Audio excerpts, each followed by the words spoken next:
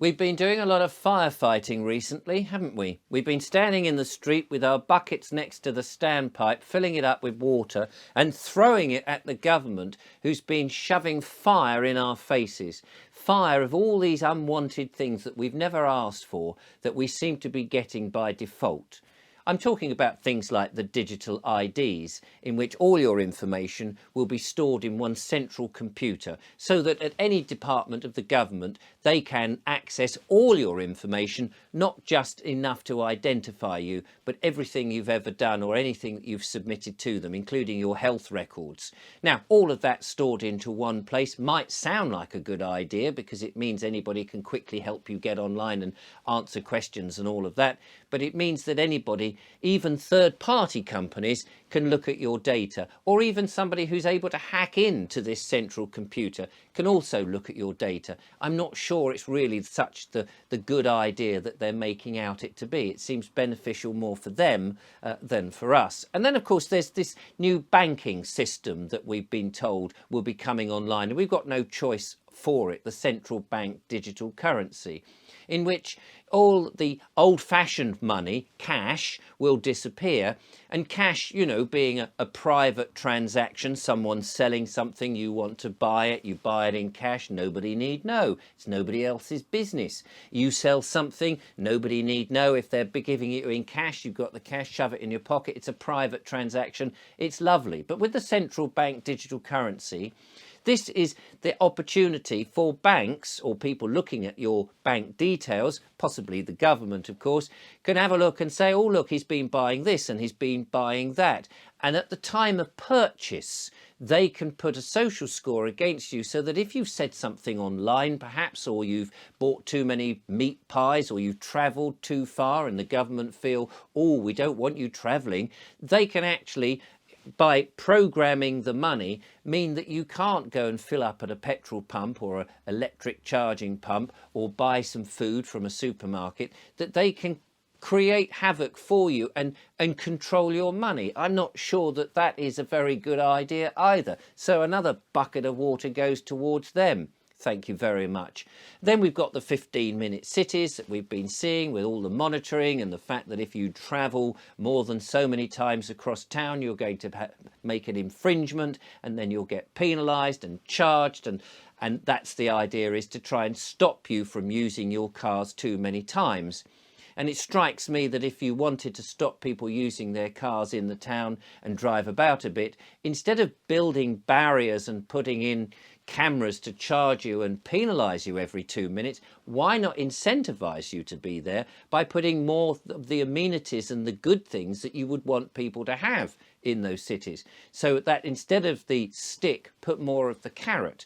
But no, the government want to beat you and stop you. And in fact, they just want to take away your car because, of course, there's the myth of the global warming. And hence we have the ridiculous notion of net zero. Again, something that very, very few people have asked for.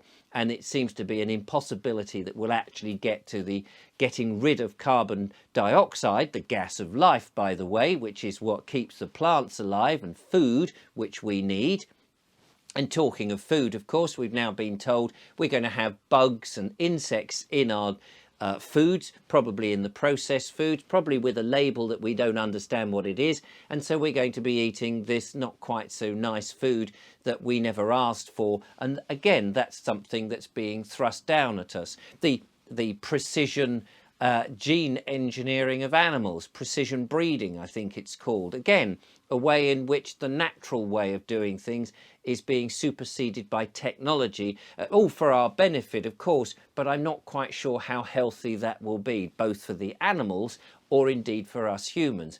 So again, another bucket of water we're trying to fend off because these people are chucking so much down at us. Meanwhile, we're being scared left, right and centre with this avian bird flu that is supposedly coming about. And we won't be able to go into the countryside for fear of getting ticks and being bitten or licked at by some fox or a stoat or a badger or any of these things. So again, another excuse to keep us in these 15-minute cities. So it's another bit of firefighting that we've had to do. And there's all of this keeps on coming, keeping us down. Now, it struck me that all these things, and a load more, no doubt, that I've forgotten to mention, AI, for example, in which that may well be a bit of a problem for people because so much will be automated, people being taken out of their jobs and not knowing what's real and what's not real. But anyway, my point really of this video is to say that whilst we're distracted by all these different things and people are signing petitions and they're trying to prevent the cameras from going up, or they don't want the barriers, or they want to get into the countryside, or they don't want to have the mandated medicine to stop you from getting bird flu, all these distractions really are there to stop us thinking about actually what we do want.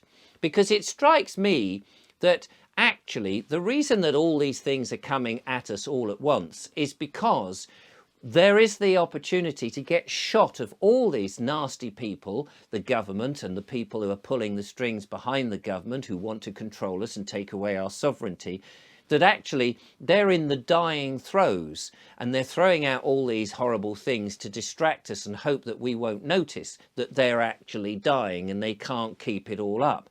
And that this dystopian future has an opportunity that we don't actually have to accept it. And how we don't accept it, of course, is if we know what we actually want. What is our future? I think that these distractions are stopping us from thinking about what we really want now, and that we should start to plan for what we really want. The government has shown its evil face for what it is. This tyrannical government making decisions and saying you're going to have it, there's no other way around it, and we don't want that. We've seen that the two-party system really doesn't work, does it not? There's only a fag paper difference between the two parties, and when it comes to voting in this country, in England and Wales and Scotland, in the UK, we really won't have much of a choice. It doesn't matter who you vote for, you're still going to be voting for a dystopian future. So that seems a pointless exercise in and of itself, and I'm not going to be bothering to take part in any of it. In fact, the government to me are completely irrelevant. I think what we should be doing much more is thinking about what we actually want. How do we want society to be run? We need to take back that responsibility and think, instead of deferring all that responsibility to the government and to the councils so that they become our parents and that we have become basically small children, almost unable to do anything, we need to take that power back and say, actually, do you know what? You don't need to worry about looking after us. We're going to do it ourselves. How do we want government run? How do we want to work out things? How do we want criminal courts and cases like that run? Do we want it run the way it is in magistrates' courts with everything against us, 12 presumptions and things like that? Or do we want to retain our sovereignty? Do we want trial by jury? Do we want 12 just men thinking about not only whether somebody is a criminal or not, but whether the laws work or not, whether the laws have been set up to help us or hinder us? Are they there just to be money-making things for bankers? How do we want our banks to work? Do we want a better currency that's not based on debt, but actually based on credit, perhaps the credit of the nation, based on people's skills, the incentive for people to work hard and to have a good community? Could we have a currency that's based on that? What about our schools? Do we really want to send our children to institutions in which they're really trying to make the children into obedient slaves as yes men? Yes, I will pay my taxes. Yes, I will get a job and work really hard for no money. Yes, I won't be able to have critical thinking. Do we really want that? Or do we want to have places of learning that is much more beneficial for society and less for the government? These are just questions that I'm asking.